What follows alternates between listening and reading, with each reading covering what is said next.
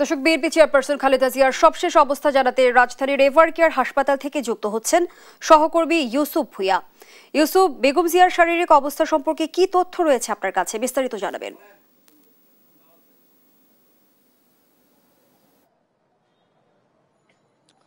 জুই, আপনি জানেন যেমনটি আসলে বিএনপি চেয়ারপারসন এবং সাবেক প্রধানমন্ত্রী বেগম খালেদা জিয়ার শারীরিক যে অবস্থা, সেই অবস্থা এখন পর্যন্ত অপরিবর্তিত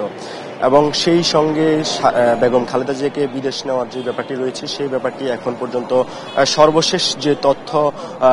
তার যে মুখপাত্র রয়েছেন এবং ডাক্তার AJM জাহিদ হাসান, তার ব্যক্তিগত চিকিৎসক এবং বিএনপির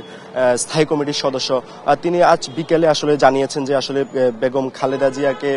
এখন বিদেশ নেওয়ার মতো যে পরিস্থিতি, সেই পরিস্থিতি এখন খালেদা জিয়ার নেই এবং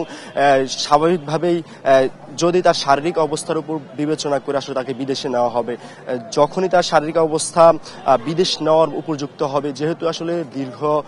12 থেকে 14 ঘন্টা জার্নি করে আসলে তাকে এখান থেকে লন্ডন নেওয়া হবে, সেই জন্য তার শারীরিক অবস্থা বিবেচনা করে ডাক্তারদের পরামর্শের উপর বিবেচনা করে আসলে তাকে বিদেশ নেওয়া হবে। তবে কিছুক্ষণ আগে আসলে আমরা জানতে পেরেছি আসলে এখন পর্যন্ত তার যে শারীরিক অবস্থা, সেই শারীরিক অবস্থা অপরিবর্তিত রয়েছে এবং জার্মান থেকে একটি বিমান আসলে আনার প্রস্তুতিও চলছে এবং ডাক্তার AJM জাহিদ হাসান এমনটিও জানিয়েছে আসলে যে এয়ার অ্যাম্বুলেন্সের ব্যাপারটি যেমনটি বলছিলেন যে এয়ার অ্যাম্বুলেন্স প্রস্তুত রয়েছে, যখনই বেগম খালেদা জিয়ার শারীরিক অবস্থা একটু স্বাভাবিক হবেন এবং বিদেশ নেওয়ার উপযুক্ত হবেন, ঠিক তখনই আসলে তাকে বিদেশ নেওয়া হবে। আমরা এখন যে এভারকেয়ার হসপিটালের সামনে রয়েছে এবং এভারকেয়ার হসপিটালে আপনি জানেন যে গতকালই আসলে ডাক্তার জুবাইদা রহমান, যিনি বিএনপির ভারপ্রাপ্ত চেয়ারম্যান জনাব তারেক রহমানের সহধর্মিণী এবং